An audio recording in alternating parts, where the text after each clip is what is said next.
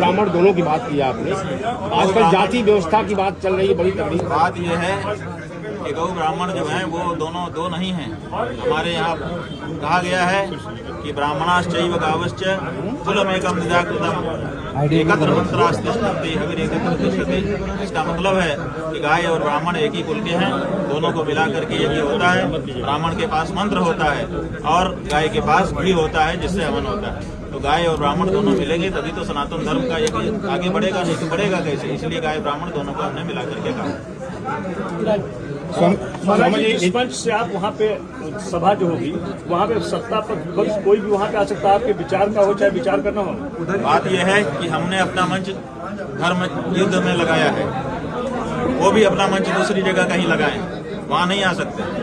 वहाँ आने का मतलब है अव्यवस्था फैलाना, वो भी कहीं लगा लें, अभी समय है। अगर उनको लगता है कि हम धर्म युद्ध में भाग लेंगे और इनका जवाब करेंगे, अगर उनको ये लगता है कि हम धर्म हैं ये लोग अधर्म हैं, तो वो अपनी बात कहने के लिए स्वतंत्र हैं। इसलिए वो भी अपना मंच उसी दिन या उसके आध बाद के किसी दिन कहीं लगा लें और लगा करके वहाँ से वो बोलना शुरू करें। हमारे मंच से हम बोलेंगे, उनके मंच से वो बोलें, वो बागबान वहाँ से छोड़ें, यहाँ से बागबान हम छोड़ेंगे।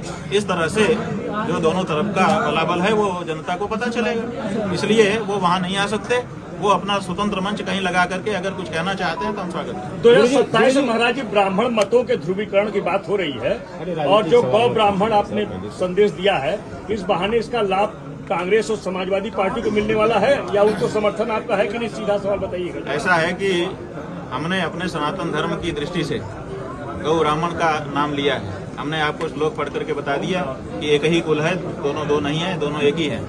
अब इसका कोई राजनीतिक अर्थ कोई लगाना चाहे और राजनीतिक अर्थ लगा करके उसका हानि लाभ लेना चाहे तो हम उसमें कुछ नहीं कर सकते।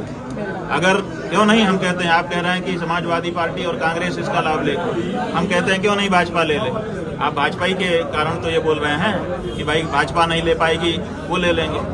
तो जब अपने आप को हिंदू पार्टी मानने वाली भाजपा पहले से बैठी है, तो जो बात हम कह रहे हैं कि गौ ब्राह्मण की रक्षा करो, वो काम करके वही क्यों नहीं ले लेती है, इन दोनों का आशीर्वाद क्यों नहीं लेती है। तो यही तो आप पर आरोप है महाराज जी, सनातन को आप बांट रहे हैं। आप बांट नहीं रहे हैं, हम सनातन को एक कर रहे हैं। बांटने के लिए यूजीसी कानून लाया गया है, वो भारतीय जनता पार्टी के द्वारा लाया गया, प्रमाणित हो चुका कि ये देश को और समाज को बांट रहे हैं और विशेष करके हमारे हिंदू समाज को बांट रहे हैं। जब इन्होंने कानून ला दिया तो अब इससे ज्यादा कौन सा बड़ा प्रमाण हो सकता है। तो इसलिए प्रमाणित है कि ये लोग समाज को बांट रहे हैं, हम तो समाज को नहीं बांट रहे हैं, हम तो सारे समाज को एक कर रहे हैं। गौ ब्राह्मण दोनों के पीछे सारे प्राणी समाज को खड़ा कर रहे हैं। गुरु जी, सरकार योगी की है और योगी के खिलाफ मार्च है, तो क्या अनुमति मिलेगी उस पार्क को? देखिए क्या होगा क्या नहीं होगा ये तो परिस्थिति आने पर ही विचार किया जा सकता है, लेकिन हमारा जो कार्यक्रम है वो हमने आज आपके सामने घोषित किया। सरकार अगर अनुमति नहीं देगी तब क्या होगा?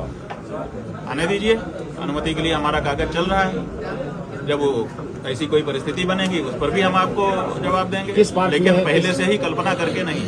देखिए अभी की जो स्थिति है, अभी फिर भी 10 दिन बचे हुए हैं, अभी भी हमको ये आशा है, हमको एक तरह का बलवान भरोसा है कि अभी भी उनकी तरफ से आएगा कि नहीं हम गौ माता की रक्षा के लिए खड़े हुए हैं। देखिए आप जो चाहते हैं सब हम करेंगे, क्योंकि आप अपनी बात नहीं कर रहे हैं, पूरे समाज की बात कर रहे हैं। तो हमको तो अभी भी ये है, जिस दिन 40वां दिन पूरा बीत न जाएगा तब तक हम आशा रखेंगे, उसके बाद फिर हम अपनी बात घोषित करेंगे। आज आप अंतिम चेतावनी दे रहे हैं और योगी जी बनारस में मौजूद है। ठीक है, वो कहीं मौजूद हो, संदेश तो उनके पास जाते ही रहते हैं।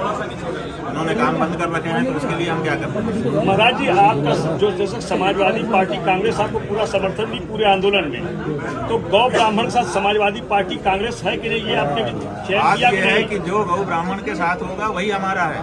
जो गाय को माई नहीं कह सकता वो हमारा भाई नहीं है। जैसे योगी जी को आपने बताया वो नहीं मान रहे, कांग्रेस और समाजवादी पार्टी मान रही है। भाई सवाल ये है कि उनकी तो चर्चा ही नहीं है, आप समझते नहीं हैं, आप कहलवाना चाहते हैं हमसे। बात यह है कि जो अपने आप को हिंदू कह रहा है, पहली आकांक्षा तो उससे है जो पहले से ही इस रेस से हट चुके हैं, उनकी बात हम कर नहीं रहे हैं। आप उनका नाम ले रहे हैं, अच्छी बात है, इसका मतलब कि वो लोग रेस में आ रहे हैं, उनका नाम लेने लगे। आप लोग क्यों ले रहे हैं? स्वामी जी, इजराइल और अभी तो सवाल ये है कि सत्ता में ये लोग आए थे कि हम हिंदू हैं, हिंदू धर्म की रक्षा करेंगे, हिंदू प्रतीकों की रक्षा करेंगे, गौ माता की रक्षा करेंगे, और लंबा समय हो गया ये नहीं कर रहे हैं। अभी तो इनसे जवाब हम मांग रहे हैं अभी तो दूसरे की कोई बात ही नहीं है। और जहाँ तक जब भटकों को मारा गया, जब हमारे धर्म प्रतीकों का अपमान किया गया, हमें दुख है इस बात का।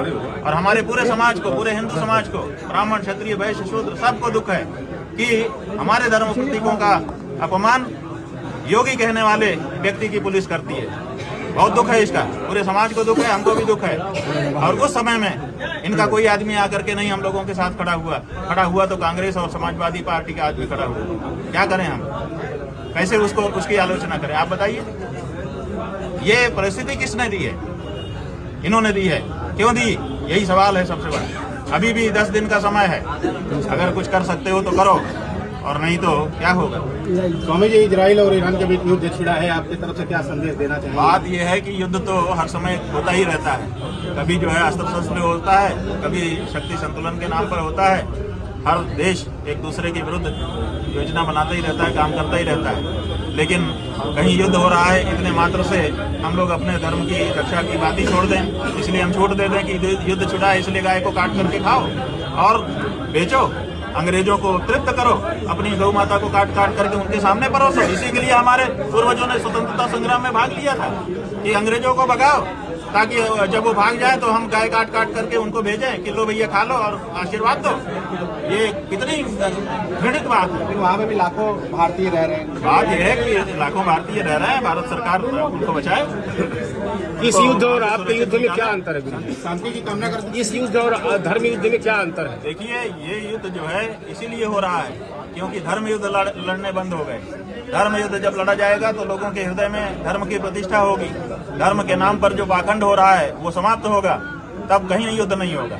इसलिए जब पाखंड बढ़ जाता है तभी तो इस तरह के युद्ध होते हैं। जब लोग अपने आप को दिखाते हैं, अमेरिका दिखाता है कि हम तो, वहाँ का राष्ट्रपति कहता है कि हमें नोबेल शांति का दिया जाना चाहिए, और युद्ध का सारा इंतजाम वही करता है। तो जहाँ ये ढोंग है, तो ऐसा ढोंग जब संसार में फैल जाता है और ढोंग पर अंकुश नहीं लगाया जाता है तो फिर इस तरह के युद्ध होते हैं जो अब हो रहे हैं। इसलिए धर्म युद्ध बहुत जरूरी है ताकि ऐसे भौतिक युद्ध ना हो और जान माल की क्षति लोगों की ना हो। आपके धर्म युद्ध में क्या होगा?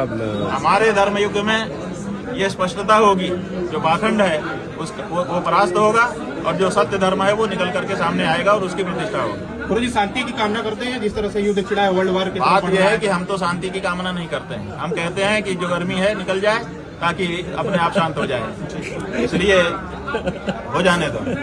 हाँ, ठीक। शांति की